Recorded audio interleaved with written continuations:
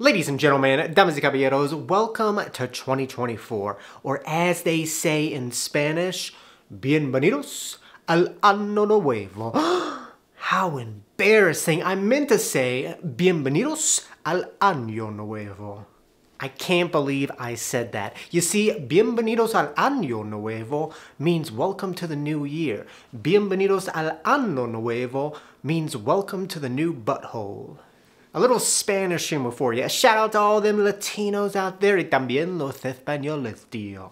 But we are officially in 2024, and if living a more frugal lifestyle is one of your goals in the new year, it's important to adopt certain habits in your life that make the lifestyle come more naturally. And so in this video, I'm going to share 12 frugal living habits that you should consider adopting this new year. Now, the first habit is defining frugality for your own lifestyle. A big misconception about living a frugal life is that it's one thing and all frugal people live the exact same way. However, that just ain't true. We're all living different lifestyles. Some people have kids, others don't. Some live in cities, some live in the country. Some make a lot of money, others don't. There's no one-size-fits-all way to live a frugal lifestyle because we're all in different situations. And so it's important to define what frugality looks like in your own life. For example, for a big family in the country, frugal living might mean cooking all your meals at home, hanging clothes outside to dry, and buying in bulk. Whereas a couple in the city, it might mean only eating out 2 times a week, living in a modest downtown apartment, and shopping at cheaper grocery stores. Everyone is living a different lifestyle, and so it's important to define what frugality looks like for your own specific needs. Now, the second habit is prioritizing your values. Another big misconception about living a more frugal life is that being frugal means being cheap. But that just ain't true. Being frugal is about cutting wasteful spending from your life so that you have more money to use on things that bring you value.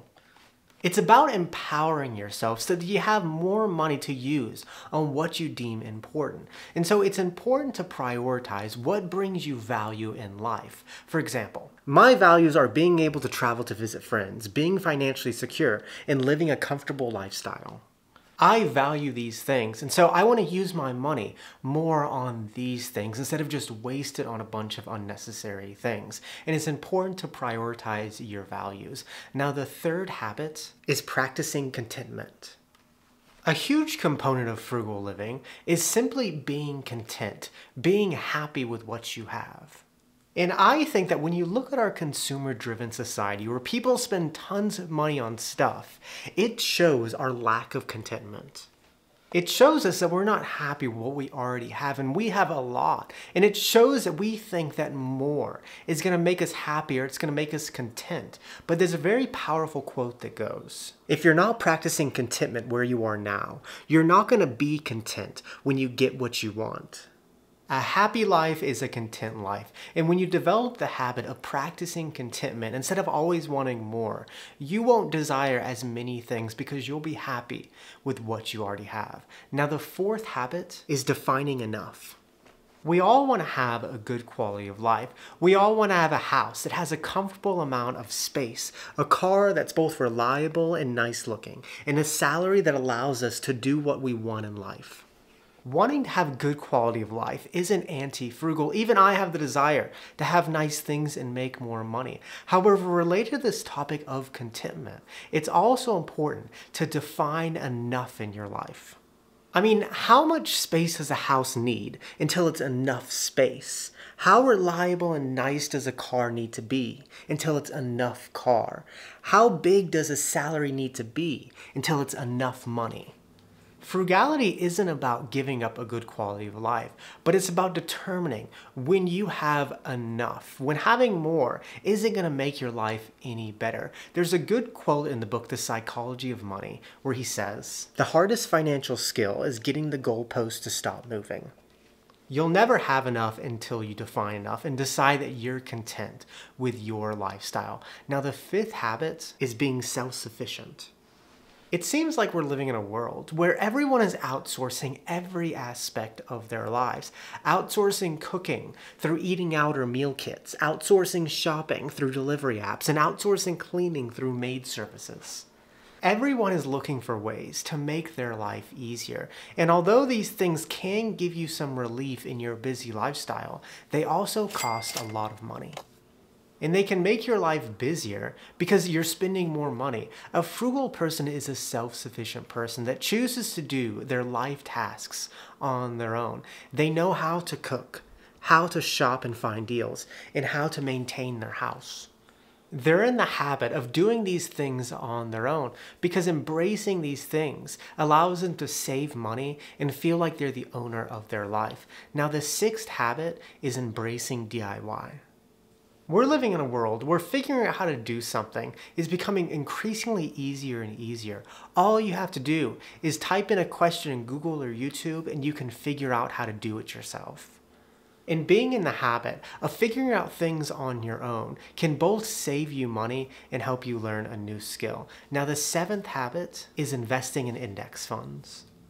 In the past few years, the stock market has been very volatile. I mean, we had the big crash during COVID, followed by a huge bull run, then it dropped again, and now we're at an all-time high. It's been a scary ride because you never know what's going to happen. However, although it's been very volatile the last few years, my portfolio, consisting of only index funds, reached an all-time low at negative $5,000, but now is at an all-time high at $6,000. I've held on through these tough times and didn't sell, which has made me a decent amount of money simply by investing in index funds and believing that the market will eventually cover. And I think that one important habit of frugal living is choosing to invest, because when you invest, you make money without putting in any work. Now, the eighth habit is having a long-term mindset. The problem that most people have with money is that they're stuck in this short-term mindset and want to achieve things very quickly. And they try to get rich quick through day trading and end up losing all their money. Or they try to save $10,000 in 3 months and end up giving up. Nothing worthwhile is going to happen quickly, and if you want to achieve a goal in life, it's going to take some time. I mean, if you want to make money in the stock market, it's going to take years. Or if you want to save $10,000, for most people, it's going to take 1 to 2 years. And frugal people don't obsess over achieving goals quickly, but they know it's going to take some time. And they're in the habit of living with a long-term mindset. And with that mindset, they always end up reaching their goals. Now, the next habit is being consistent. I have learned so much through this experience of making videos on YouTube. And the deeper you get into understanding how YouTube and its algorithm works, you realize that it's not random. There's an equation to succeeding on YouTube, and a huge component of that equation is consistency. If you are consistent on YouTube, you will have a successful channel, but you both have to be consistent in your upload schedule and consistently providing valuable content for your viewers. Consistently doesn't just mean posting videos frequently, but it means consistently pleasing the viewers. In every single video I make, I always think about what kind of topics that you will enjoy. And if I consistently think of topics that you enjoy, you'll consistently come back to watch the videos. And I think with any goal in life, money or something else, consistency is the key that's going to get you there. If you're consistent with things in life, you can achieve anything. I mean, if you want to save $10,000, consistently set aside money for years. Or if you want to retire comfortably, consistently contribute to retirement accounts. As I said, frugal people have a long-term mindset, and with that mindset, they're in the habit of making small decisions every single day that eventually add up to something much bigger that help them reach their goal. Now, the 10th habit is having self-control. When it comes to money, the skill that most people lack is self-control. Your biggest financial enemy is you, and if you're unable to control you, you're going to run into many financial problems. I mean, it doesn't matter how much money you make.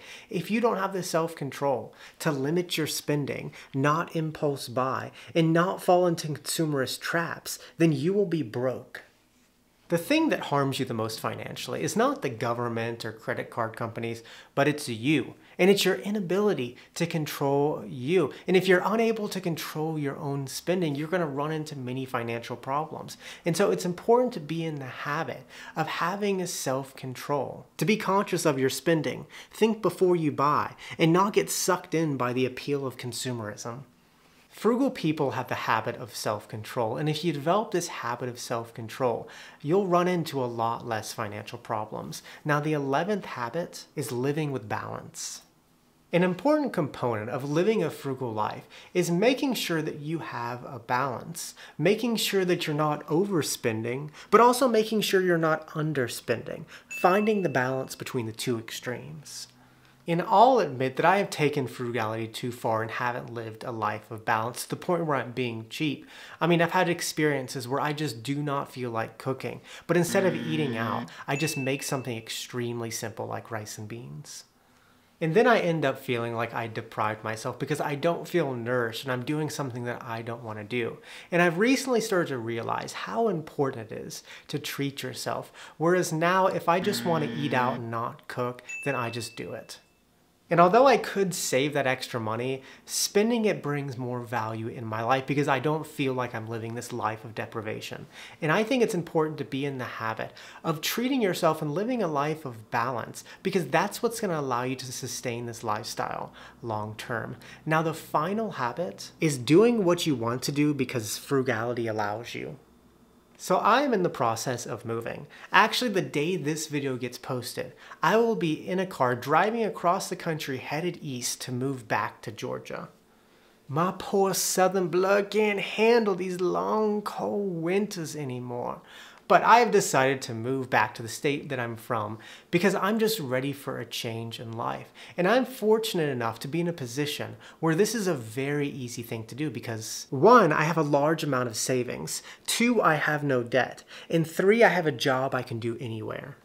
I've always believed in living a more frugal life because it empowers you to do what you want in life. You don't have to worry about money as much. When you make decisions to spend less and save more, your life actually ends up better because things like living paycheck to paycheck, debt, and being desperate hold you back in life. They limit what you can do in life. But when you're in the habit of living a more frugal lifestyle, you should also be in the habit of embracing the financial security that you have and doing more of what you want in life. And that's one of the reasons I've decided to move back to my state that I'm from, Georgia.